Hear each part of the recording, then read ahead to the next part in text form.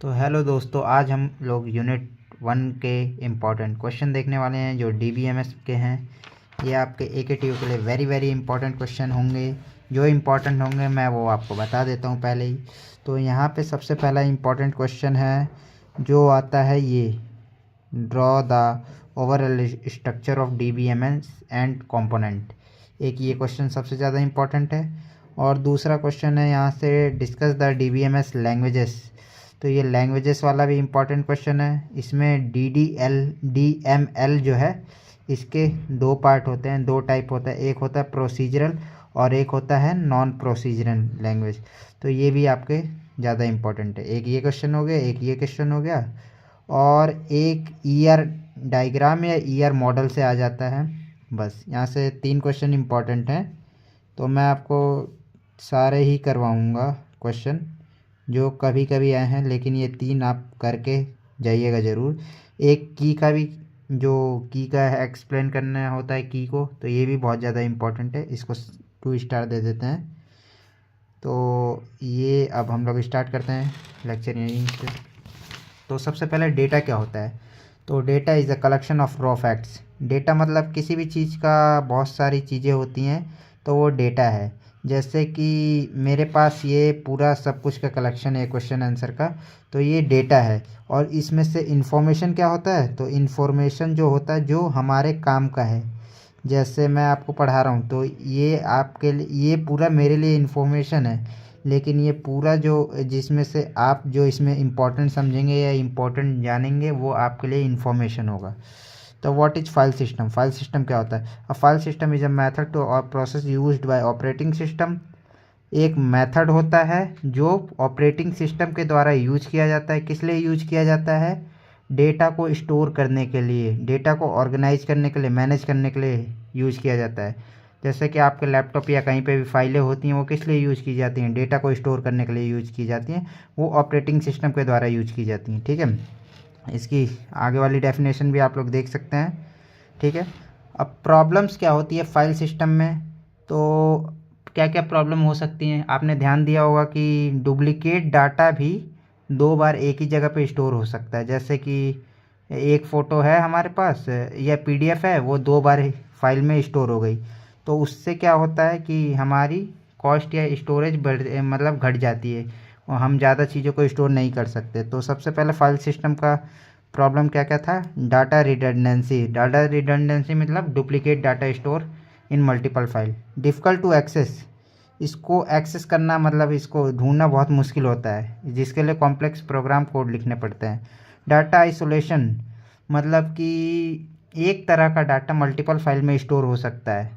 जैसे कि एक तरह का क्या, data is scattered in different file, मतलब एक चीज़ों से रिलेटेड डेटा कहीं और कहीं और कहीं और। जैसे कोई हमारे पास बिल है तो उसका कुछ पार्ट कहीं और स्टोर हो सकता है, कहीं और स्टोर हो सकता है या कहीं और। ठीक है, डाटा इंटीग्रिटी, इनवैलिड डाटा में स्टोर्ड, मतलब डाटा इंटीग्रिटी क्या होता है कि इनवैलिड डाटा, जैसे करप्ट फाइल होती हैं जो खुलती नहीं है, ओपन नहीं होती है, वो भी स्टोर हो सकती हैं इसमें। आपने अपना लैपटॉप चेक किया होगा, बहुत सारी जिप फाइलें ऐसी होंगी जो आपको पता ही नहीं है ये किस लिए हैं, तो वो हो गई data integrity.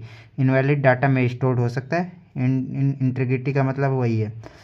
Security issue, anyone can open and change the file, कोई भी इसे ओपन कर सकता है और चेंज कर सकता है। ठीक है, और concurrency problem, when multiple user try to access modify same data, तो डेटा लॉस होना का डर भी हो सकता है, can happen, data loss can happen, ये डर होता है। ठीक है, तो इसको, इस फाइल सिस्टम जो पहले था स्टोर करने के लिए, इसका यूज किया जाता था, लेकिन बाद में जब इसमें बहुत सारी प्रॉब्लम आई तो हमारे पास क्या आ गया, डेटाबेस आ गया। तो डेटाबेस को पढ़ लेते हैं हम। Database is a collection of retail data that stored and organise in such a way that it can be easily retrieved, update and manage. मतलब कि जितनी भी प्रॉब्लम वहाँ पे थी उन सबको सॉल्व किया किसने, डेटाबेस ने। ठीक है, डेटाबेस क्या होता है, डेटाबेस हमने समझ लिया कि वो स्टोर करने के लिए, जैसे फाइल सिस्टम था वैसे ही डेटाबेस होता है जो डाटा को स्टोर करता है, मल्टीपल डेटा को, और उस पर कोई भी ऑपरेशन हम परफॉर्म कर सकते हैं। अब database MS DBMS, database management system क्या होता है। जैसे कि अब इसको जो है, डेटाबेस तो हमने बना दिया, अब उसको मैनेज कौन करेगा, एक सिस्टम सॉफ्टवेयर होता है जिसे जो इसको मैनेज करता है, मतलब कि वो देखता है कि यूजर इसमें कुछ काम कर रहा है डेटाबेस में, या यूजर कैसे इंटरेक्ट कर रहा है डेटाबेस से, तो वो कौन देता है? डेटाबेस मैनेजमेंट सिस्टम देखता है। It is a software that use to create, store, manage and manipulate data efficiently and securely. ठीक है, तो ये सिस्टम होता है जो सारा काम करता है। डीबीएमएस सॉफ्टवेयर कौन कौन से होते हैं? माई एसक्यूएल होता है, Oracle database, Microsoft Access and SQLite. Types of databases, तो टाइप्स ऑफ डेटाबेसेस कितने होते हैं? तो ये इसको मॉडल भी कहा जा सकता है, मॉडल या टाइप्स ऑफ डेटाबेसेस या टाइप्स ऑफ मॉडल। तो ये RDBMS होता है, relational database management system, hierarchical database management system होता है, network database, no SQL database. ठीक है, अब कैरेक्टरिस्टिक ऑफ डेटाबेसेस, तो कैरेक्टरिस्टिक क्या होगी इसकी डेटाबेसेस की? तो कैरेक्टरिस्टिक या एडवांटेजेस भी इसको कहा जा सकता है। तो जितनी भी उसमें फाइल सिस्टम में ड्रॉबैक थी वो यहाँ पे एडवांटेज हो जाएगी। ऑर्गेनाइज डाटा स्टोर्ड, मतलब डाटा एक बढ़िया तरीके से स्टोर्ड होता है, हम ईजिली उसे अपडेट या इंसर्ट या ढूंढ सकते हैं डेटा को। रेड्यूस रिडंडेंसी, मतलब क्या था रिडंडेंसी का? डुप्लीकेट डाटा स्टोर होना, तो इससे रेड्यूस हो जाती है। Remove duplicate data. Data integrity, ensure data is accurate, मतलब कि जिप फाइल जो बन जाती हैं जो बिना काम की होती है वो स्टोर नहीं होगी इसमें, ये एंश्योर करता है कि डाटा इंटीग्रिटी ना हो। डाटा सिक्योरिटी, ठीक है, सिक्योर हो जाएगा डेटा। कॉन्करेंसी कंट्रोल, मतलब multiple user can access the same data and data में कंसिस्टेंस, मतलब डेटा चेंज नहीं होगा या मल्टीपल डेटा यूज करेंगे तो कुछ उसमें दिक्कत नहीं आएगी। ये एडवांटेजेस में भी आप लोग देख लेंगे, डिसएडवांटेजेस देख लेते हैं इसके। तो ये कॉस्टली होता है, कॉम्प्लेक्स होता है, required high hardware and software resources, occupies some space in memory, higher impact of failure, मतलब इसका इम्पैक्ट अगर फेल होगा तो बहुत ज़्यादा इम्पैक्ट पड़ेगा। तो फाइल सिस्टम और ये DBMS के कुछ डिफरेंस है, तो इसको आप कर सकते हैं, जैसे कि definition, a method use by OS organise data. ठीक है, software system use to store, दोनों का काम सेम होता है, डेटा को स्टोर करना। डेटा स्टोरेज कैसे होता है? सिंगल फाइल में स्टोर होता है या मल्टीपल फाइल में स्टोर हो सकता है। डाटा स्टोर इन टेबल्स के फॉर्म में डेटा स्टोर होगा इसमें DBMS में। डाटा रिडंडेंसी, मतलब डुप्लीकेट डाटा हाई होती है, इसमें लो होती है। कंसिस्टेंसी, डिफ़िकल्ट टू मेंटेन, मतलब कि अगर एक फाइल में कुछ चेंजेस मल्टीपल यूजर करें तो डेटा इनकन्सिस्टेंस हो सकता है, लेकिन ये मेंटेन ऑटोमेटिकली, मतलब कि ये कंसिस्टेंट रहेगा। और ये difficult to maintain consistency. Data security, limited security, high security होती है इसमें। Data access complex and manual, required writing long programs, मतलब डाटा एक्सेस करने के लिए कॉम्प्लेक्स प्रोग्राम लिखने पड़ते हैं। इसमें इजीली हम लोग क्वेरी लैंग्वेज से, SQL क्वेरी लैंग्वेज होती है उनसे, इसकी हेल्प से डेटा को एक्सेस करते हैं। Data integrity, hard to maintain, easy to maintain होता है इसमें। बैकअप, इसमें नो बैकअप होता है, अगर डिलीट हो गई तो ख़त्म है। इसमें ऑटोमेटिकली बैकअप सिस्टम होता है, जैसे कि लॉग बेस्ड रिकवरी सिस्टम, या बहुत सारे सिस्टम हैं जिनकी तरफ वजह से अगर डाटा डिलीट भी हो जाता है तो वापस उसे रिट्रीव किया जा सकता है। कॉन्करेंसी कंट्रोल, एक साथ मल्टीपल यूज़र इस पर काम नहीं कर सकते, नॉट सपोर्टेड, इस पर सपोर्टेड है। मल्टीपल यूज़र, जैसे मल्टीपल यूज़र टिकट एक साथ कटा सकते हैं, लेकिन अगर इसमें फाइल सिस्टम में अगर वैसा होता, टिकट कटवाना रहता, तो मान लीजिए 2 लोग एक साथ रेलवे की टिकट कटवाते, तो मान लीजिए जिसका पहले होता या दोनों एक साथ करते तो कुछ दिक्कत आ सकती थी। दोनों का मान लेते हैं पेमेंट हो गया और दोनों में से किसी का भी बुक नहीं हुआ, या किसी का हुआ ही नहीं, और एक को जब इसने चेक किया तो उस वाले यूज़र को दिखाया कि ऑलरेडी बुकड, पर वो किसी कारण से यूज़र बुक ना करे टिकट, और फिर ये देख लिया कि हाँ बुक हो चुका है तो ये नहीं करेगा, और दूसरा यूज़र भी ना करे, तो इसमें वो प्रॉब्लम हो सकती है। इसमें supported concurrency control, multiple program एक साथ चल सकते हैं। इसमें relationship between data, no relationship between files के बीच रिलेशनशिप नहीं होता, लेकिन इसमें होता है फाइल रिलेशनशिप होता है जो प्राइमरी की या फॉरेन की हेल्प से किया जाता है। अब अगला टॉपिक है व्हाट इज डाटा एब्स्ट्रैक्शन या view of database. Data abstraction में hiding the complex detail of data and storage and showing only necessary information, मतलब कि जैसे कि आपके पास होता है ATM मशीन। ATM मशीन में हमें जो, जैसे हमारे बैंक का एक DBMS सिस्टम होगा, जो डेटाबेस को मैनेज करेगा। तो डेटाबेस में क्या होगा, पैसे होंगे सबके कि किसके, जैसे राहुल, एक लड़के का नाम है राहुल, का इतने रुपए, 5,000 रुपये हैं, रोहित का इतने रुपए है, सब कुछ सेव होगा मतलब। तो ठीक है, तो वो डेटाबेस में सेव है, ठीक है। पर क्या वो क्या कहते हैं, एटीएम मशीन में हमें ये सब दिखाई देता है कि इसके इतने रुपए सेव हैं या इसके इतने रुपए ये हैं, इसने यहाँ से निकाले थे, यहाँ से वो करे थे, वो सब नहीं हमें दिखाया जाता। डीबीएमएस शो नहीं किया जा सकता, बस ओनली हमें उसके बटन शो किए जाते हैं और कुछ नेसेसरी इन्फॉर्मेशन ओनली शो की जाती है। कॉम्प्लेक्स डाटा शो नहीं किया जा सकता। तो मतलब कि सिर्फ जैसे रिमोट है, टीवी का रिमोट, सिर्फ बटन शो होते हैं हमको, उसके पीछे का सर्किट हमें शो नहीं किया जा सकता कि कैसे इसको दबा प्रेस करने पे क्या होता है कि टीवी का चैनल बदल जाता है ऑटोमेटिक। तो ये हो गया डेटा एब्स्ट्रैक्शन। सिंपली यही है कि hiding the complex detail of data and showing only necessary information, ठीक है। तो अब इसके डिफरेंट लेवल देख लेते हैं। ये different level of data abstraction आ जाता है, या फिर इसको डेटाबेस व्यू लेवल भी कहा जाता है। तो चलिए इसको देख लेते हैं। तो ये इसका डायग्राम है कुछ इस तरह से। ये सबसे पहले ऊपर होता है व्यू लेवल, जो यूजर देख सकता है इसको, ठीक है। हम लोग इसको देख सकते हैं सिर्फ इतने को। वाट यूजर सी, मतलब यूजर क्या सी कर रहा है, वो हो गया। और लॉजिकल लेवल बीच में होता है, जिसमें लॉजिकल मतलब कि लॉजिकल या कॉन्सेप्चुअल लेवल कहते हैं इसे। इसमें कॉन्सेप्ट होते हैं या लॉजिकल होती हैं, मतलब डाटा क्या डाटा स्टोर्ड है इसमें। और सबसे नीचे का होगा फिजिकल लेवल, जिसमें हाउ डाटा इज स्टोर, कैसे डाटा स्टोर है। इसमें हो जाएंगे मेमोरी सिस्टम या डेटाबेस मैनेजमेंट, जहाँ पे डाटा स्टोर है, एक्चुअल में डाटा स्टोर यहाँ पे है। और ये हो गया व्हाट डाटा इज स्टोर, मतलब क्या डाटा स्टोर है। इसमें हाउ डाटा स्टोर, कहाँ या कैसे डाटा स्टोर है। और ये यूजर वाला व्यू, यूजर सिर्फ इतना ही देख सकता है, ये पीछे का नहीं देख सकता। तो इसको ही बस आगे लिखा गया, इसको आप लोग पढ़ सकते हैं, ये उतना इम्पोर्टेंट नहीं है। तो इसको आप एक बार रीड कर लेना। कॉन्सेप्चुअल लेवल जो मैंने बताया वही है, थोड़ा अच्छे से लिखा गया है, इसको ले लेना। फिर नेक्स्ट टॉपिक आता है डेटा एडमिनिस्ट्रेटर। डेटा एडमिनिस्ट्रेटर मतलब कि जैसे एक कंपनी का मैनेजर होता है, जो हर चीज़ को मैनेज करता है कि कौन क्या काम करेगा या कब करेगा या क्या चीज़ होगा, वही एक डेटा एडमिनिस्ट्रेटर होता है। और data administrator is a person who defines, manage and controlling the overall data in the an organisation, मतलब ऑर्गेनाइजेशन में ये सब कुछ देखता है डेटाबेस। इसके काम क्या क्या है, डाटा प्लानिंग करता है, डाटा मॉडलिंग करता है, जो डेटा को मॉडल, डिजाइन या स्ट्रक्चर रिलेशन में बनाता है। Data standardisation, ensure uniform naming, मतलब हर चीज़ का एक सही नेम दिया जाए, हर चीज़ स्टैंडर्डाइजेशन हो। Data security and privacy, defines who can modify and security, मतलब कौन डेटा को एक्सेस कर सकता है, कौन नहीं, ये सब ये देखता है। Data quality control, backup policy, सब कुछ यही देता है, ठीक है। और ये कोऑर्डिनेट विद डेटाबेस एडमिनिस्ट्रेटर, ठीक है। डेटा एडमिनिस्ट्रेटर जो है, database administrator work with database administrator के साथ काम करता है, डेटाबेस के साथ काम करना, और यही सब कुछ देखता है। आर्किटेक्चर ऑफ डीबीएमएस, तो आर्किटेक्चर इम्पॉर्टेंट है।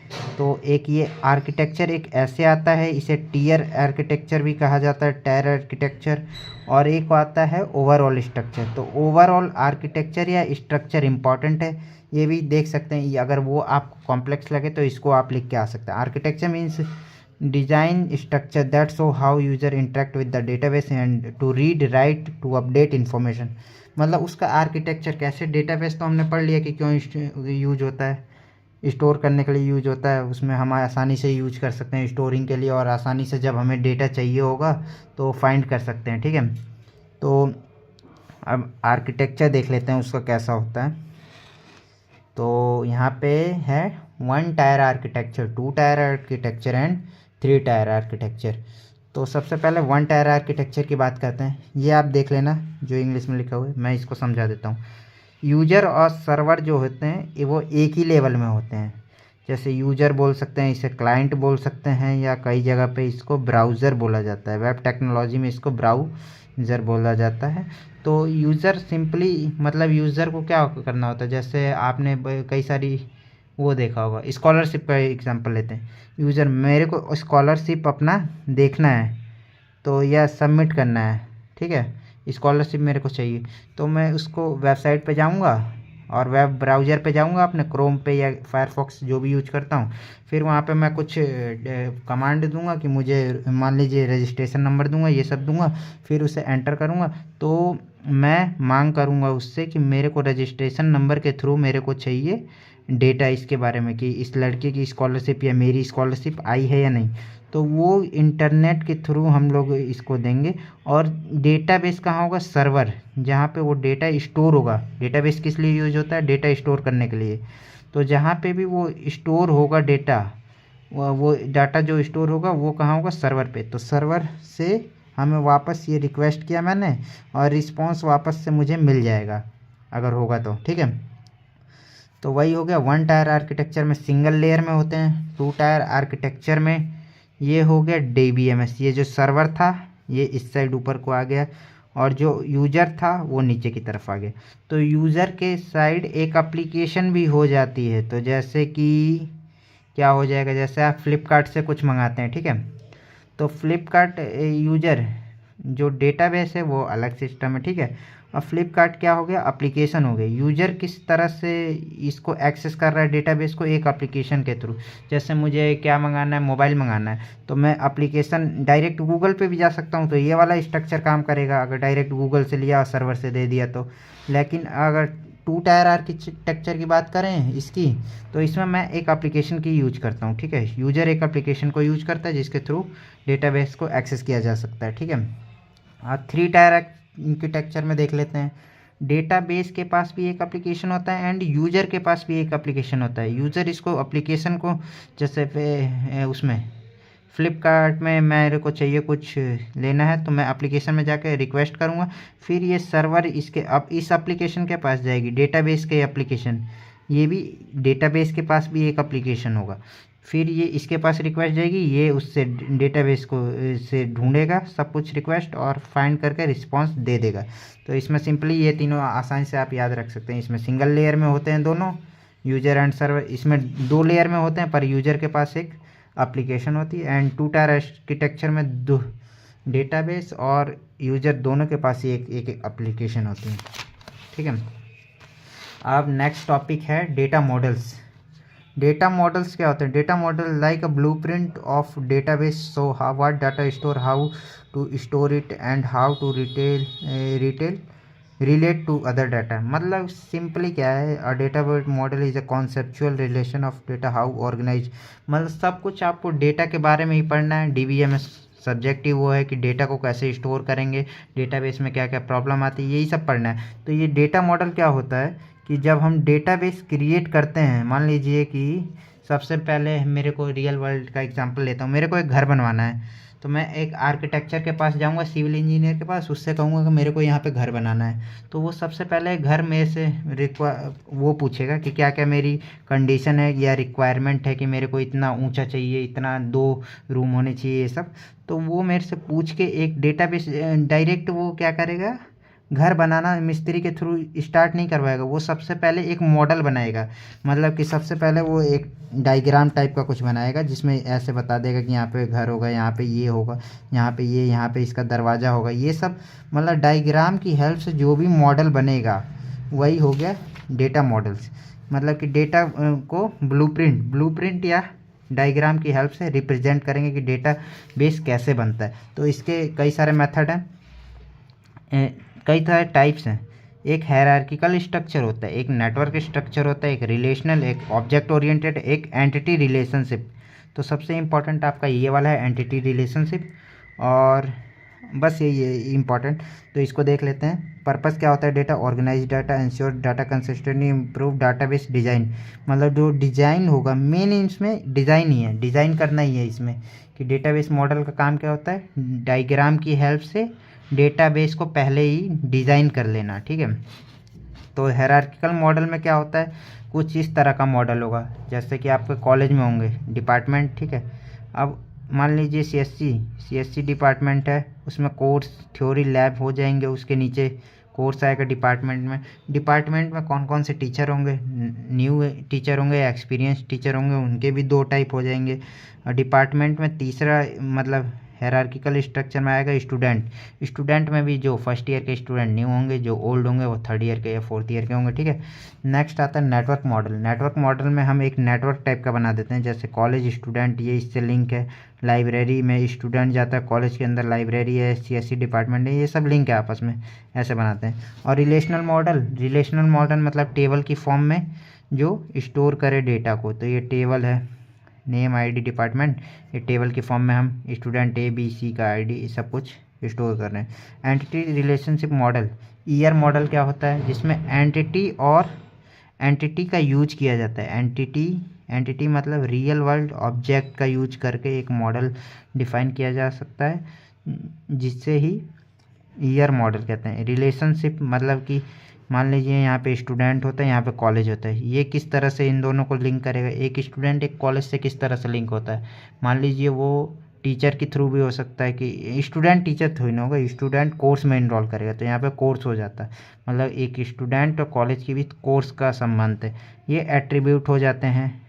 स्टूडेंट के एट्रीब्यूट मतलब उसकी कैरेक्टरिस्टिक क्या क्या है, क्या क्या उसका नेम क्या है, उसका एज क्या है, उसका मोबाइल नंबर क्या है, जीमेल क्या है, ये सब हो गया। ये कॉलेज यहाँ पे होता तो इसका रजिस्ट्रेशन नंबर क्या है, या कॉलेज कोड क्या है, या इसके पास कौन कौन से कोर्सेस हो जाएंगे, ये सब कुछ हो जाएगा। मतलब चौथा आ गया, ये पांचवा आ गया ऑब्जेक्ट ओरिएंटेड मॉडल। ऑब्जेक्ट और क्लास के रूप में इसमें रिप्रेजेंट किया जाता है। डेटाबेस लैंग्वेजेस नेक्स्ट टॉपिक है, ये इम्पॉर्टेंट टॉपिक है डेटाबेस लैंग्वेजेस। तो इसमें तो मेनली इम्पॉर्टेंट है डेटा मैनिपुलेशन लैंग्वेज इम्पॉर्टेंट है सबसे ज़्यादा, लेकिन हम इससे भी कर लेते हैं। डेटाबेस लैंग्वेजेस मतलब डेटाबेस लैंग्वेजेस क्या हो गए, जैसे कि आपने अभी तक थर्ड ईयर में है तो आपने पढ़ ही लिया होगा कि प्रोग्रामिंग लैंग्वेजेस क्या होती हैं। कंप्यूटर को कोई भी काम करवाने के लिए उसे वो सिंपल हमारी लैंग्वेज तो समझेगा नहीं, तो उसे प्रोग्राम के थ्रू पढ़ाया जाता है, मतलब बताया जाता है, तो उसे प्रोग्रामिंग लैंग्वेज कहते हैं। लेकिन यहाँ पे डेटाबेस लैंग्वेजेस क्या हो जाएंगी, जो डेटाबेस को बनाने या फिर उस पर क्या क्या ऑपरेशन करना है वो सब, मतलब डेटाबेस को बता सके कि मुझे इसमें इंसर्ट करना है, मुझे ये टेबल बनानी है, ये सब करना है, सब कुछ ये क्या हो जाएगा डेटाबेस लैंग्वेजेस की हेल्प से हम लोग करेंगे। और database languages is the set of command use to store, retrieve, update and manage data in the database. सब कुछ इसमें बता दिए, डेटा में स्टोर क्या करना है, क्या चीज़ वापस से उसमें ढूंढना है, अपडेट क्या करना है, मैनेज डेटा कैसे करना है इन डेटाबेस। तो यही हो गया डेटाबेस लैंग्वेजेस क्यों यूज होते हैं, डेटाबेस से इंटरेक्ट या कम्युनिकेट करने के लिए। ये रहा communication between user and database, ठीक है।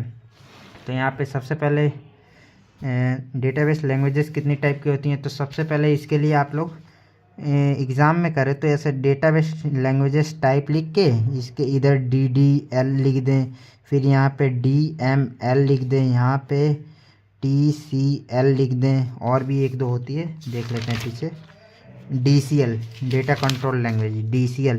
ऐसे आप लोग एग्ज़ाम में बना के आएँ ताकि बड़े में इतने में, ताकि आपका पेज भी भरे और एग्ज़ामिनर अच्छे से उसको देख भी सके।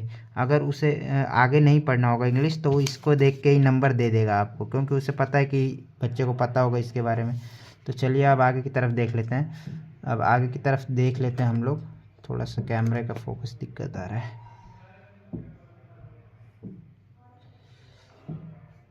तो DDL data definition language use to define and modify structure of database, मतलब ये डेटाबेस को स्ट्रक्चर कैसा होगा या कैसा बनाना है उसके लिए यूज होती है। कमांड कौन कौन से इंक्लूड होते हैं, create, alter, drop and comment.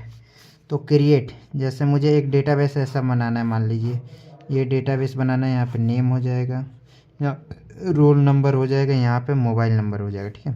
तो ऐसा डेटाबेस बनाना है, तो इसको मैं कैसे बनाऊंगा, एसक्यूएल में बनाना है। तो सिंपली एसक्यूएल में मैं लिखूँगा क्रिएट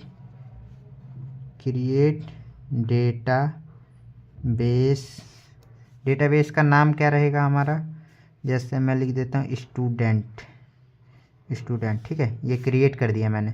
इसमें क्या क्या चीज़ें रहेंगी वो हम इस ब्रैकेट के अंदर लिख देंगे। सबसे पहले मेरा मान लेते हैं इसमें नेम है, तो नेम लिख देंगे।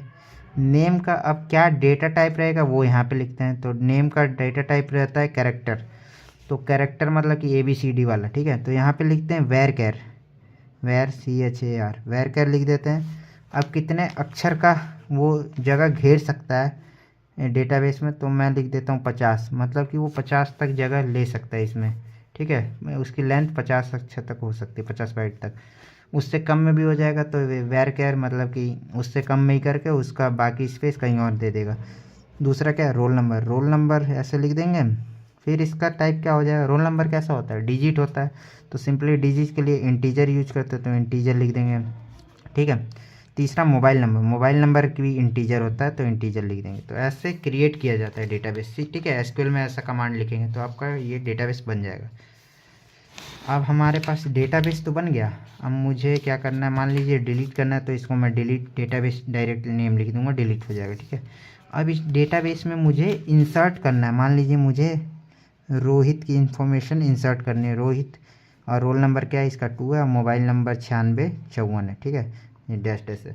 तो इसको इंसर्ट करने के लिए क्या करेंगे, लिखेंगे इंसर्ट इनटू डेटाबेस का name, insert into student, insert into database का नेम हो गया स्टूडेंट, स्टूडेंट।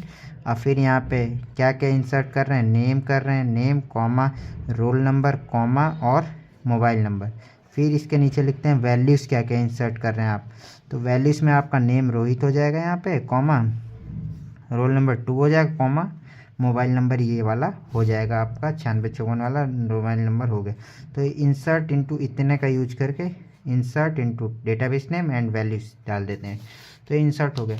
तो इंसर्ट वाला क्या, ये डेटाबेस डेफिनेशन लैंग्वेज सिर्फ बनाने या क्रिएट करने या डिलीट करने के लिए होती है, लेकिन जब उसमें डेटा पे क्या क्या हमें perform, manipulation language, data manipulation, data पे क्या क्या ऑपरेशन परफॉर्म करना है, क्या करवाना है, वो डेटाबेस मैनिपुलेशन लैंग्वेज हो जाता है डीएमएल।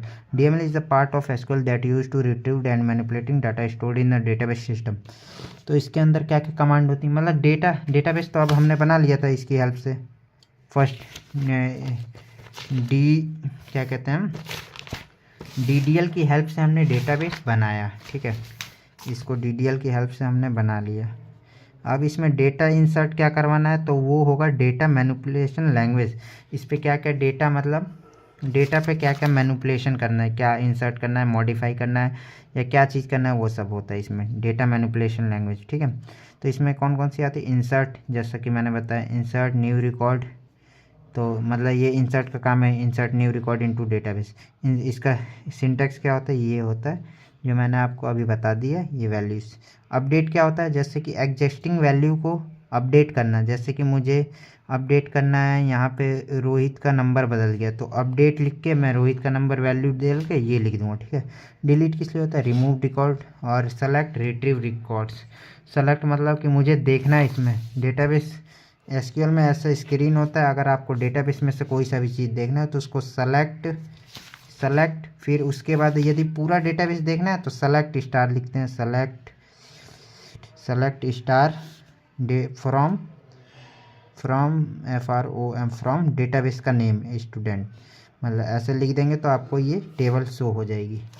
तो ये हो गया। अब डेटा कंट्रोल लैंग्वेजेस, मतलब कि ये किस लिए यूज होती हैं, use to control access and permission, मतलब कौन देख सकता है कौन नहीं देख सकता है, किसको ग्रांट मिला है, किसको ग्रांट मतलब किसको परमिशन है देखने का, किसका परमिशन वापस छीन ली गया है, मतलब रिवोक कर दिया गया है कि अब तुम देख सकते थे, अभी तक ग्रांट दिया था, अब रिवोक कर देंगे इसको कि ये पर्सन अब देख नहीं सकता। TCL transaction control language, use to manage transaction in a database, command commit rollback and save point.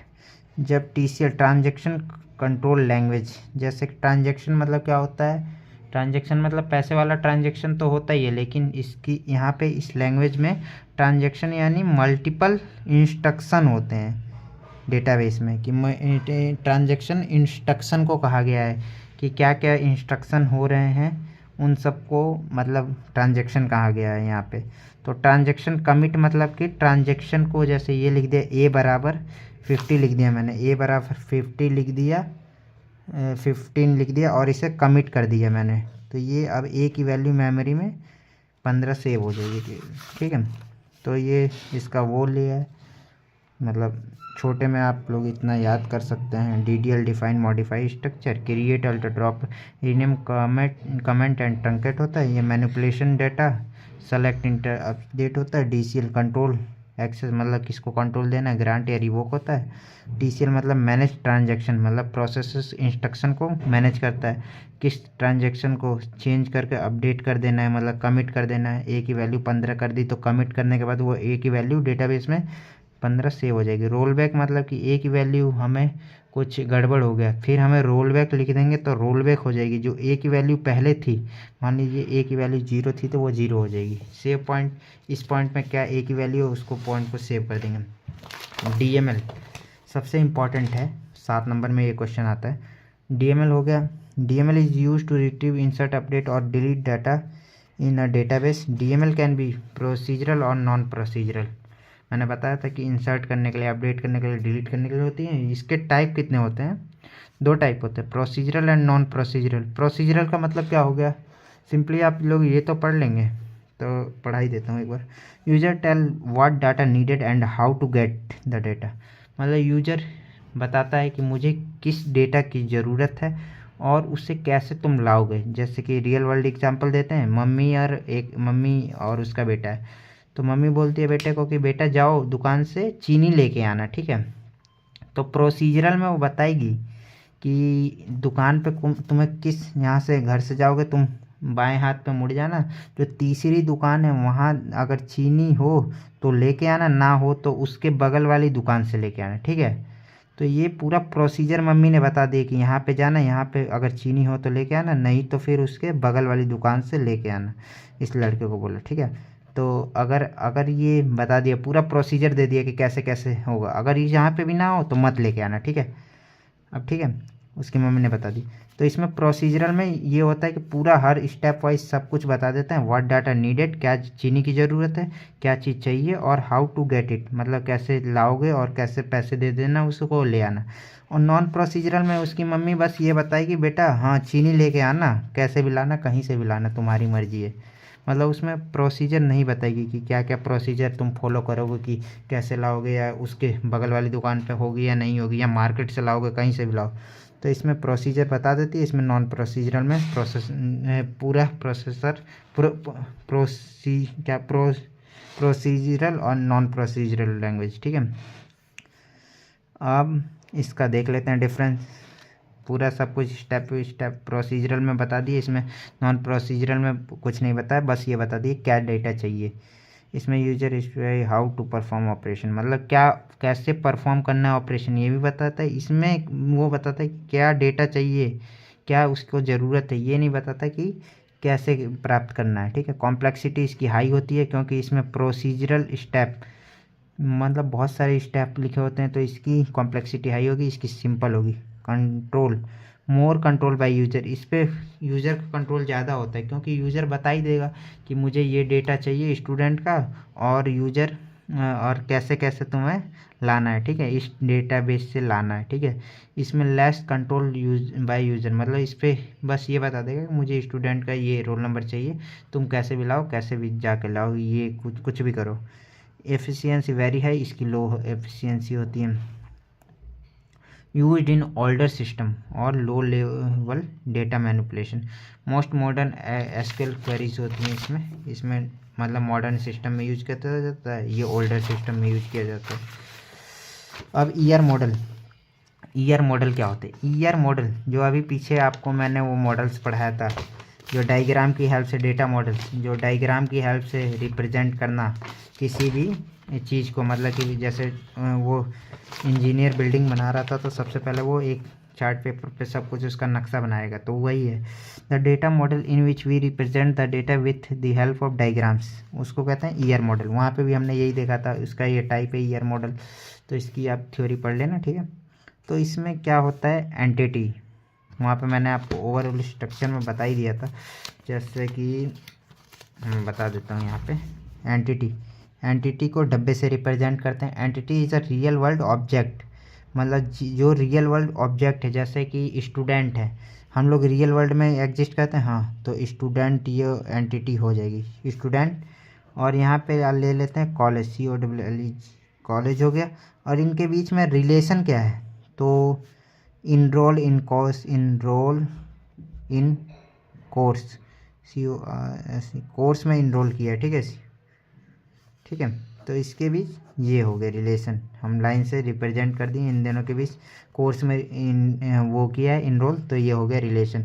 इसके एट्रीब्यूट क्या क्या हो जाएंगे, एट्रीब्यूट को ओवल से शो करेंगे, नेम हो जाएगा इसका, कैरेक्टरिस्टिक मतलब कि स्टूडेंट के क्या क्या कैरेक्टरिस्टिक है, और कैरेक्टरिस्टिक हो जाता है स्टूडेंट का एड्रेस भी हो सकता है, ठीक है, इसका मोबाइल नंबर भी हो सकता है, इसके बहुत सारे एट्रीब्यूट हो सकते हैं। कॉलेज का क्या क्या हो जाएगा, कॉलेज का कॉलेज कोड हो जाएगा, कॉलेज में क्या क्या कौन कौन से डिपार्टमेंट हैं कॉलेज में, और क्या हो जाएगा, लाइब्रेरी है या मैनेजमेंट है या डिपार्टमेंट, सब कुछ मतलब हो जाएगा ये कॉलेज के बारे में जो जितना भी चीज़ें होंगे, ठीक है। तो ये सिंपली ये वाला इंपॉर्टेंट क्वेश्चन है। ईयर मॉडल आता है हर बार, ईयर मॉडल या ईयर डायग्राम।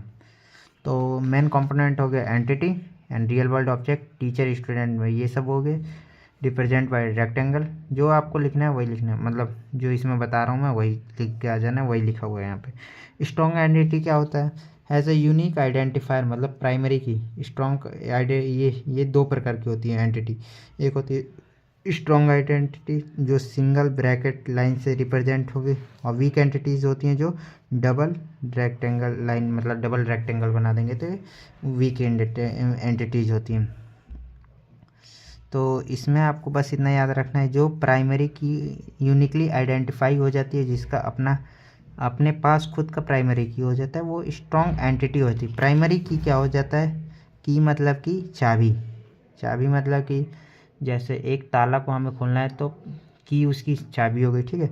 तो जो यूनिकली ताला को खोल पाए, वो जैसे बहुत सारी चाबी हैं, जो यूनिकली उस चाबियों के गुच्छे में से जो यूनिकली इस ताले को खोल पाए, जैसे ये मल्टीपल चाबी है हमारे पास, मान लीजिए ये इस ताला की चाबी है, तो ये इसके लिए प्राइमरी की होगी, ये भी मल्टीपल चाबीज होंगी पर ये खोल नहीं पाएंगे इसको, तो ये यूनिकली आइडेंटिफाई नहीं कर पाएंगी, खोल नहीं पाएंगी, तो ये इसके लिए प्राइमरी की नहीं होंगी। जो खोल पाएगा यूनिकली वही की होती हैं, की का कॉन्सेप्ट ये है, ठीक है। अब जिसके पास प्राइमरी की होती है वो स्ट्रॉन्ग एंटिटी होती है, जिसके पास अपनी खुद की प्राइमरी की नहीं होती है, डिपेंड ऑन अदर, तो वो क्या होती है, वीक एंटिटी होती है।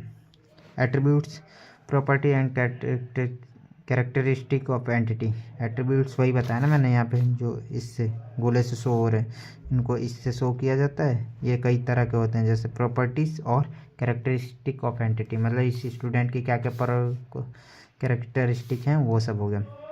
तो टाइप्स ऑफ एट्रीब्यूट कितने होते हैं, simple, composite, derived, multi valued. Simple में क्या होता है, एक डब्बे ये गोल से ओवल से शो हो जाएगा। कंपोजिट में जैसे कि एक यहाँ से मान लीजिए एड्रेस यहाँ पे लिख दिया। अब एड्रेस में क्या होता है कि वर्क का एड्रेस, होम का एड्रेस, और भी कहीं का एड्रेस हो सकता है। इस स्टूडेंट का बहुत सारा, इसका घर कहाँ है, ये कहाँ पे करंट रह रहा है, ये सब हो गया, ठीक है। तो कंपोजिट एड्रेस मतलब कि उस कैरेक्टरिस्टिक के मल्टीपल कितने सारे वो चीज़ हो सकते हैं, कितने चीज़ों में बांटा जाता है। जैसे नेम हो जाता है, नेम को first name, middle name and last name में बांट दिया जाता है, तो ये कंपोजिट एट्रीब्यूट्स हो जाते हैं। डेराइव्ड एट्रीब्यूट जैसे कि एज हो गया, जैसे इसका डेट ऑफ बर्थ भी होगा, डेट ऑफ बर्थ, ठीक है, स्टूडेंट का। अब स्टूडेंट के डेट ऑफ बर्थ से हम स्टूडेंट की एज फाइंड कर सकते हैं। जैसे कि उसका अगर 2000 में जन्म हुआ है तो वो इस समय उसकी एज कितनी है, 25 साल की। तो जो मतलब कि जो डेराइव्ड किए जा सकें सिंपल एट्रीब्यूट की हेल्प से, उसे कहते हैं डेराइव्ड एट्रीब्यूट। मतलब कि उसकी अगर उसका डेट ऑफ बर्थ पड़ रहा है तो हम एज को फाइंड कर सकते हैं, ठीक है। मल्टी वैल्यू एट्रीब्यूट जिसके पास मल्टीपल वैल्यूड होती हैं, मतलब कि जैसे कंपोजिट मतलब जो कई चीज़ों से मिलके बना होता था, मल्टी वैल्यूड मतलब कि जिसके पास मल्टीपल वैल्यू हो। जैसे स्टूडेंट के पास मल्टीपल मोबाइल नंबर हो सकते हैं, एक स्टूडेंट है उसके पास 3 मोबाइल नंबर है, तो ये हो गई उसकी ये मोबाइल नंबर यहाँ पे लिख देंगे, और यहाँ पे मल्टी वैल्यू एट्रीब्यूट्स हो जाएंगे।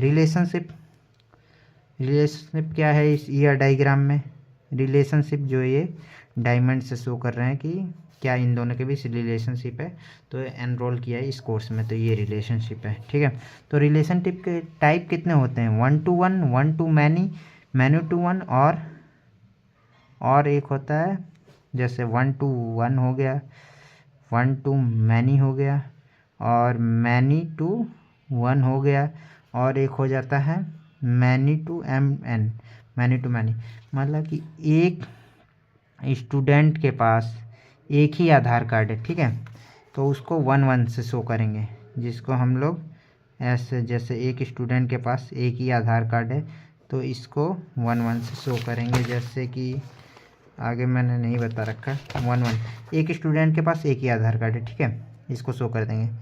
और 1 to मैनी रिलेशनशिप मतलब एक डॉक्टर है, उसके कई सारे पेशेंट हो सकते हैं, ठीक है, जैसे एक डॉक्टर के पास बहुत सारे पेशेंट हो सकते हैं, ये एक डॉक्टर है, इसके पास बहुत सारे पेशेंट हो सकते हैं, ठीक है। और मैनी टू और ये एक उल्टा भी इसको कर देंगे कि एक पेशेंट जो है वो मल्टीपल डॉक्टर से वो करवा रहा है इलाज, एक पेशेंट है मल्टीपल डॉक्टर से इलाज करवा रहा है, और मल्टीपल डॉक्टर जो हैं वो एक पेशेंट का इलाज कर रहे हैं। तो अब हम लोग पढ़ लेते हैं की, जो उसमें था ईयर मॉडल में, तो की किस लिए होती है, यूनिकली आइडेंटिफाई एंटिटीज़, प्राइमरी की, फॉरेन की एंड कंपोजिट की हो जाती हैं। अब ईयर डायग्राम पढ़ लेते हैं। ईयर डायग्राम का ये मोस्ट इंपॉर्टेंट क्वेश्चन है, ये ईयर मॉडल भी इसमें इंक्लूड कर सकते हैं आप इसमें, और ईयर डायग्राम भी। तो ईयर डायग्राम पूछा गया है, तो an entity relationship diagram is the graphical representation of attributes entities and their attributes and their relationship between them in database. Database में जो डायग्राम होता है रिप्रेजेंट करता है उसको ईयर डायग्राम कहते हैं। तो इसमें क्या क्या इसके ईयर डायग्राम के कंपोनेंट होते हैं, जो इधर आपने पढ़ा वो सब लिख देंगे। एंटिटी, रिलेशनशिप, ये ओवल एट्रीब्यूट्स होते हैं, ये वीक एंटिटी होती है, ये वीक एंटिटी रिलेशनशिप होती है, ये मल्टी वैल्यू एट्रीब्यूट होते हैं, ये डिराइव्ड एट्रीब्यूट होते हैं, ये की एट्रीब्यूट होती है, यूनिक, इसको ऐसे रिप्रेजेंट किया जाता है, इसको मैंने बताया नहीं था, तो ये हो गया। और ये कंपोजिट एट्रीब्यूट होते हैं जिसके कई सारे जैसे नेम होते हैं, first name, last name, middle name, ये सब। अब जनरलाइजेशन टॉपिक आता है। तो जनरलाइजेशन मतलब कि एक बड़ा चीज़ छोटे छोटे, मतलब एक छोटे चीज़ जो हैं वो कंबाइन होके एक बड़े चीज़ का निर्माण करती हैं। जैसे कि एक कार है, ऑटो है, बाइक है, तो कार, बाइक, ऑटो को किस कैटेगरी में रखा जा सकता है, तीनों को इज अ व्हीकल रखा जा सकता है, क्योंकि इसके पास भी पहिए होंगे, इसके पास भी, ये भी किस लिए यूज होती है, इधर से उधर जाने के लिए यूज होता है, ये भी दोनों का सेम काम होता है। तो ठीक है, generalisation is a process in which 2 और more lower entities combine to form a higher level entities, मतलब कि ये लोअर लेवल एंटिटीज़ कंबाइन होके हायर लेवल एंटिटी का निर्माण करती हैं, जो ये है व्हीकल की कैटेगरी में सारी आ जाएंगी। तो ये कौन सा अप्रोच होता है, बॉटम अप अप्रोच होता है। बॉटम अप मतलब नीचे से ऊपर की तरफ जनरलाइजेशन, ऐसा डायग्राम बना देंगे आप, अगर आता है एग्जाम में, आता है कभी कभी, 2 बार आया है शायद, ये जनरलाइजेशन आया और एक और एग्रीगेशन आया था, ठीक है। तो ये हो गया। अब help to reduce size of schema, जो हम इसके लिए इसके पहिए बनाएंगे, इसके भी पहिए बनाएंगे, इसके भी पहिए के लिए एट्रीब्यूट रखेंगे, इसकी हैंडल हो गया, इसका भी एक हैंडल हो गया, इसका भी, मतलब इसके कई सारे एट्रीब्यूट हो गए ये, ठीक है, जो इसके कैरेक्टरिस्टिक हैं। तो ये सब चीज़ें तो कॉमन है जो व्हीकल में होंगी, तो ये डेटाबेस में हम इतनी सारी चीज़ें क्यों स्टोर करें फालतू में, तो हम क्यों ना इसको ही कर दें। एक इसके पास हैंडल होगा, इसके पास पहिए होंगे, इसके पास सीट भी होगी एक, ठीक है, ड्राइवर सीट, सबके लिए सेम चीज़ें हैं, तो सबको कॉमन निकाल के एक में कर दिया, ठीक है। तो helps to reducing the size of schema. Schema क्या होता है, स्कीमा ओवरऑल स्ट्रक्चर होता है, और इंस्टेंस क्या होता है, इंस्टेंस जो होता है वो उसमें अंदर का डेटा होता है। इसके बाद मैं समझा देता हूँ आपको। तो ये मतलब स्ट्रक्चर का साइज कम करता है, apply to group of entities, ये ग्रुप ऑफ एंटिटीज़ पे अप्लाई होता है। अब आता है स्पेशलाइजेशन। स्पेशलाइजेशन सेम इसका उल्टा अप्रोच होता है। ये बॉटम अप अप्रोच था, और ये नीचे वाला जो स्पेशलाइजेशन है ये टॉप डाउन अप्रोच है। मतलब एम्प्लॉय, ठीक है, मतलब एक बड़ी एंटिटी छोटी छोटी एंटिटीज़ में टूट जाती है, ठीक है। A process breaking higher entity into lower level entity, ठीक है, ब्रेकिंग कर देते हैं हायर लेवल एंटिटी को into multiple lower level entity में। टॉप डाउन अप्रोच होती है, जैसे एम्प्लॉय, एक कंपनी का एम्प्लॉय होता है, जैसे कि मैनेजर भी एम्प्लॉय होगा, ठीक है, वर्कर भी उसके एम्प्लॉय का आएंगे, ठीक है, उसका जो जनरल मैनेजर, इंजीनियर होंगे वो भी एम्प्लॉय का आएंगे, तो सारे एम्प्लॉय होंगे, बट वो अपना मैनेजर भी एक एम्प्लॉय होगा, इंजीनियर भी एक एम्प्लॉय होगा, मतलब एम्प्लॉय कई सारे बड़ा चीज़ें छोटी में टूट जा रही हैं, कई उसमें टूट जा रही हैं। सेम इसका उल्टा होता है। ये आप ये डायग्राम बना देंगे इसके लिए स्पेशलाइजेशन के लिए। इसको याद करने की ट्रिक है STD, मतलब कि S से स्पेशलाइजेशन, T से टॉप डाउन अप्रोच, ठीक है। और एक आपको याद हो गया ये STD, तो ये वाला जनरलाइजेशन ऑटोमेटिक याद हो जाएगा कि जनरलाइजेशन में बॉटम अप अप्रोच होगा, क्योंकि बॉटम अप अप्रोच होगा, इसमें STD specialization top down approach, ठीक है। एग्रीगेशन क्या होता है, अब ये टॉपिक आ गया एग्रीगेशन का। Aggregation is a process in which relationship are treated as a higher level entity. The relationship between two और more entity treated as single higher level entities, ठीक है। तो इसको क्या कहते हैं, जैसे कि ये आपने इतना तो पहले बता रखा है मैंने, ठीक है, इतना आपने पढ़ रखा है। पर इस पूरे या डायग्राम को हम एक एंटिटी मान लेते हैं, एक इसको, मतलब ये तो एंटिटी है, ये भी एंटिटी है, और ये रिलेशनशिप है इसके बीच। पर इसको पूरे को यदि हम एक सिंगल एंटिटी की तरह कंसीडर कर लें तो वही हो जाता है एग्रीगेशन।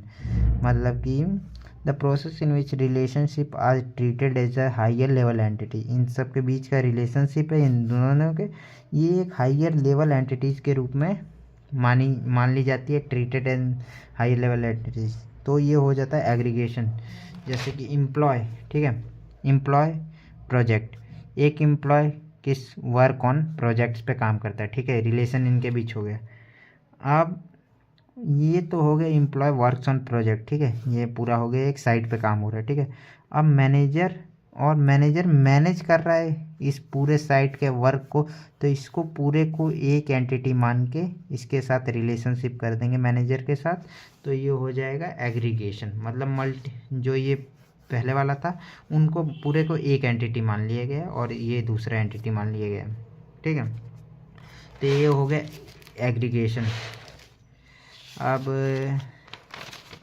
ये तो आपने पढ़ा ही है, 3 स्कीमा आर्किटेक्चर या 3 टायर 1 टायर। अब हम लोग की देख लेते हैं। तो की का कॉन्सेप्ट क्या है, in DBMS key as an attribute or set of attributes that use to uniquely identify each record row in a table. जैसे कि मैंने बताया था एग्जांपल दे के कि की मतलब चाबी हो गया, तो ये सेट ऑफ चाबीज होता है जो एक क्या करते हैं, यूनिकली आइडेंटिफाई कर रहा है रिकॉर्ड को। जैसे कि अब डेटाबेस में घुस जाते हैं, रियल वर्ल्ड एग्जांपल से क्लियर नहीं हो रहा है, तो ABC रोल नंबर 1 2 3, ये रोल नंबर हो गया, ये नेम हो गया, और ये मोबाइल नंबर कुछ भी हो। अब इसमें ईमेल भी लिख लेते हैं, ईमेल, ये मोबाइल नंबर।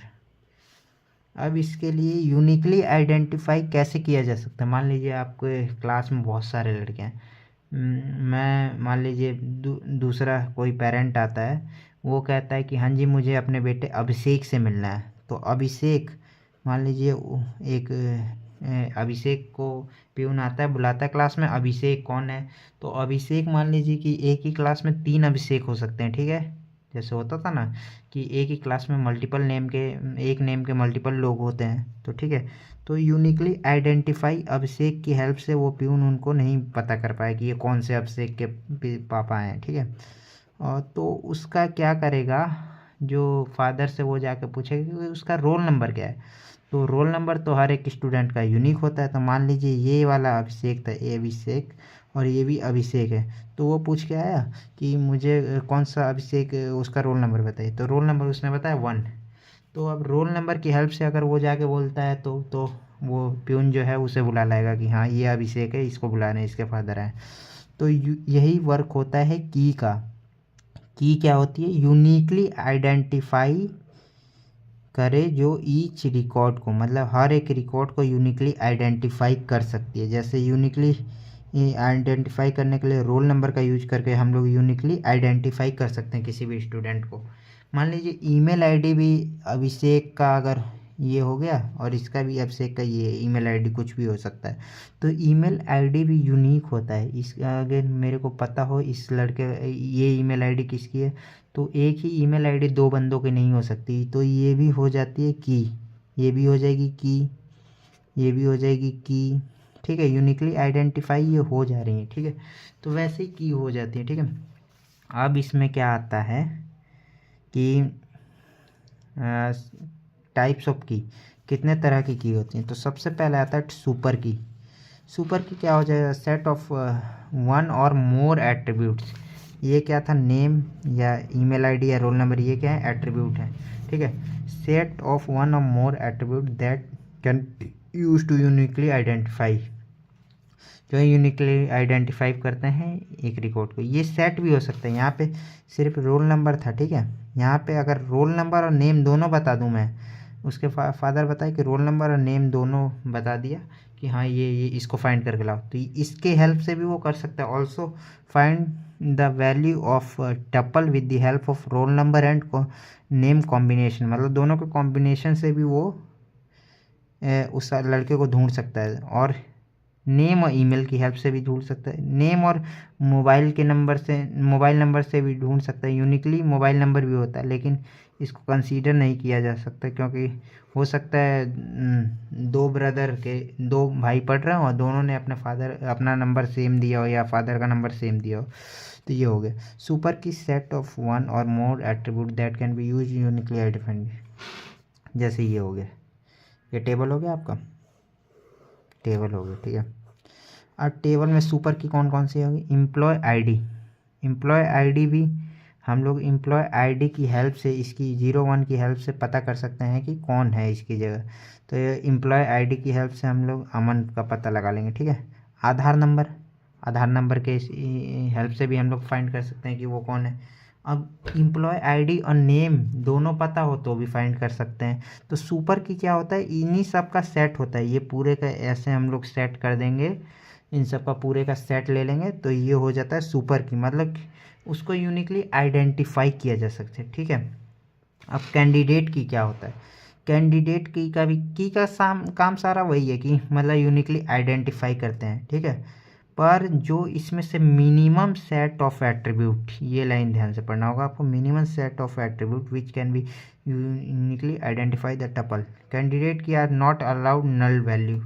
कैंडिडेट की क्या होती है, जो सबसे minimum set of attribute which, super key में से मिनिमम सेट, मतलब कि जैसे सिर्फ एम्प्लॉय आईडी की हेल्प से भी पता लगाया जा सकता है कौन है, आधार नंबर की हेल्प से भी पता लगाया जा सकता है कि कौन है, और ईमेल आईडी की हेल्प से भी पता लगाया जा सकता है कि कौन सा स्टूडेंट है, ठीक है। तो ये तीनों मिनिमम, इसकी हेल्प से अकेले भी पता लगाया जा सकता है कि ये बंदा है, इसकी हेल्प से अकेले भी पता लगाया जा सकता है कि ये बंदा है, और इसकी हेल्प से अकेले भी पता लगाया जा सकता है कि ये बंदा है। तो ये हो गया कैंडिडेट की, मिनिमम सुपर की होती है, ठीक है। तो इन तीनों की हेल्प से पता लगाया जा सकता है, ठीक है। अब नेक्स्ट आ जाते हैं प्राइमरी की। प्राइमरी की इज द कैंडिडेट की चूज बाय डेटाबेस डिजाइनर या एडमिनिस्ट्रेटर। मतलब कि प्राइमरी की क्या हो गया कि इन सब में से एक हम लोग प्राइमरी की मान लेते हैं जो यूनिक होती है, और डेटाबेस एडमिनिस्ट्रेटर उसको मान लेता है कि यही वैलिड है, या इसी की हेल्प से तुम उस बंदे का पता लगा सकते हो। जैसे रोल नंबर हम प्राइमरी की कॉलेज में मान लेते हैं, क्योंकि उसी के हिसाब से कुछ किसी भी स्टूडेंट का फाइंड किया जा सकता है। तो प्राइमरी की सबसे इम्पॉर्टेंट है। अल्टरनेट की, जो candidate key that are not selected as primary key, इसमें से सबसे पहले ये सुपर की सेट पूरा था, ठीक है। जैसे एम्प्लॉय आईडी की हेल्प से ये पता लगाया जा सकता है, आधार नंबर ईमेल आईडी की हेल्प से भी ये पता लगाया जा सकता है कौन सा स्टूडेंट। एम्प्लॉय आईडी, नेम, आधार, ये पांचों को कॉम्बिनेशन दोगे तब तो पता ही है कि ये चारों को कॉम्बिनेशन दोगे तो नेम पता लगाया जा सकता है, ठीक है। तो ये पूरा सेट था।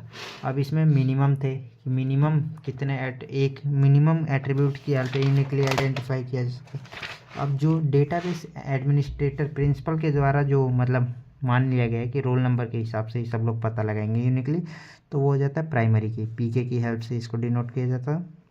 अल्टरनेटिव की, जो ये इन सब में से, इन तीनों में से प्रिंसिपल ने मान लीजिए कि एम्प्लॉय आईडी की हेल्प से सब कुछ वो होगा, ठीक है।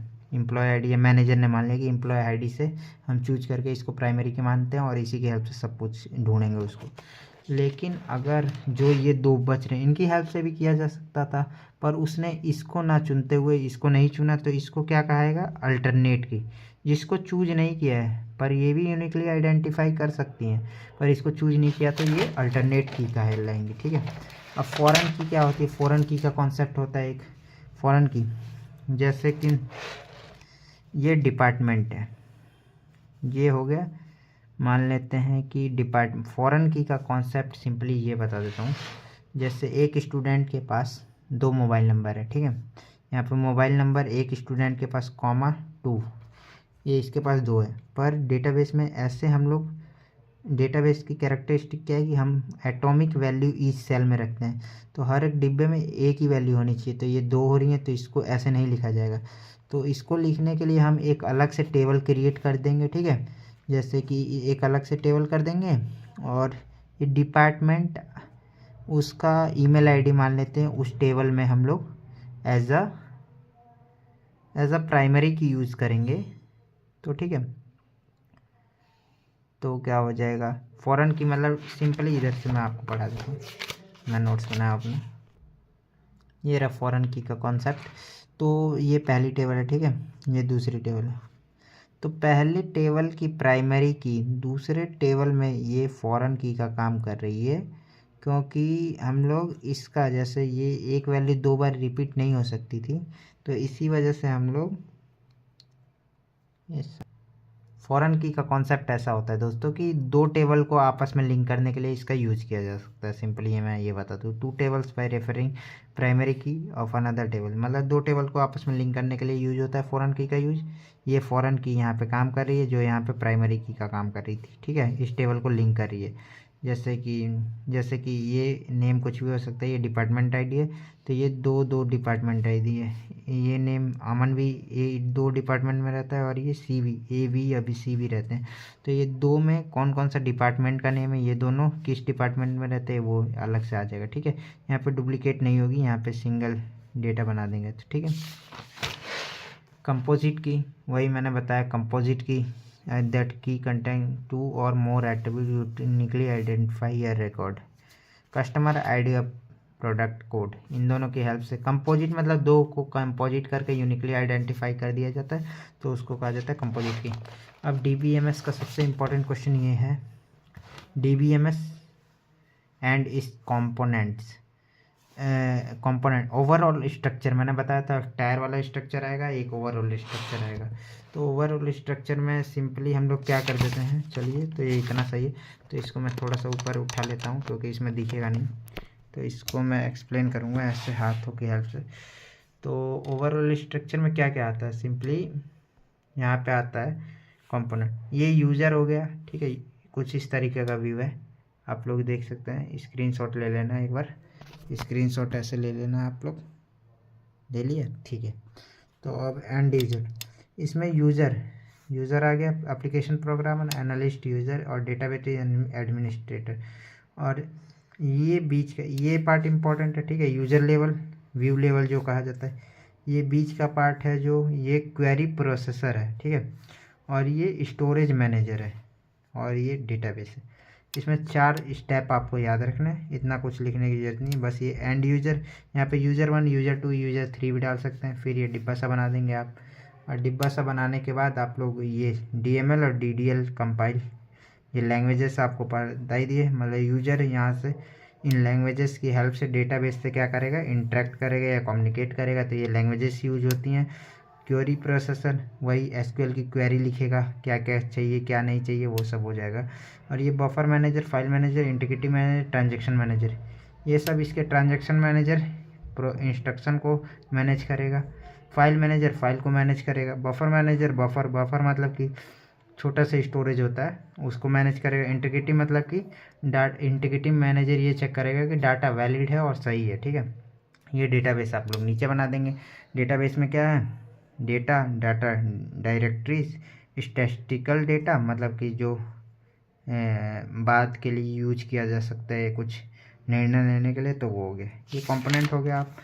और ये कंपोनेंट में आप लोग देख सकते हैं, ये इन सब का आपको नोट्स दिख गया है। तो इसको सिंपली आप लोग ऐसा बता सकते हैं कि यूजर जब एक रिक्वेस्ट करता है तो वो डेटाबेस लैंग्वेजेस के थ्रू करता है, लैंग्वेजेस के थ्रू वो जाता है मैनेजर, स्टोरेज मैनेजर के पास, स्टोरेज मैनेजर उसमें से ढूंढ के उसको रिस्पॉन्स कर देता है। तो यही सब अपने लैंग्वेज में लिख सकते हैं। यहाँ पे यूजर कौन कौन से होते हैं, एंड यूजर जो हम लोग हैं, एंड यूजर एप्लीकेशन प्रोग्रामर जो एप्लीकेशन प्रोग्राम जिन्होंने इन सबको डेटाबेस को बनाया है, ठीक है। और एनालिस्ट यूजर, 2 एनालिस्ट करते हैं, मतलब कि एनालिस्ट, डाटा एनालिटिक्स आपने सुना है, एनालिस्ट, तो ये एनालिस्ट करते हैं कि क्या क्या आगे इसमें जरूरत पड़ी है, क्या नहीं पड़ी। ये डाटा एडमिनिस्ट्रेटर, वही आदमी जो जिसके पास पूरा पावर होता है इस सबको कंट्रोल करने का, तो इसके पास सबसे ज़्यादा पावर होता है। DML DDL आपको बता ही रखा है मैंने लैंग्वेजेस, और ये सब आप लिख देंगे। तो चलिए इसी के साथ इस वीडियो को एंड करते हैं। Thank you so much. तो सब्सक्राइब कीजिए हमारे चैनल को, मन करे तो, नहीं तो नहीं भी कर सकते हैं। तो सबसे पहले अब इसमें इम्पोर्टेंट बता देता हूँ। तो सबसे इम्पोर्टेंट ये है, एक ये क्वेश्चन हो गया, ये आप डायग्राम याद रख लेंगे, की का आप लोग कर सकते हैं, नहीं तो फिर एक ये ईयर डायग्राम वाला है, ये इम्पोर्टेंट क्वेश्चन है, और एक ये 3 क्वेश्चन आपको इम्पोर्टेंट है, ये आपको इम्पोर्टेंट क्वेश्चन कर लेने हैं, ठीक है। तो इम्पोर्टेंट क्वेश्चन आप कर लेंगे, ये और ये वाला, कहाँ ये वाला। चलिए तो एंड करते हैं वीडियो को।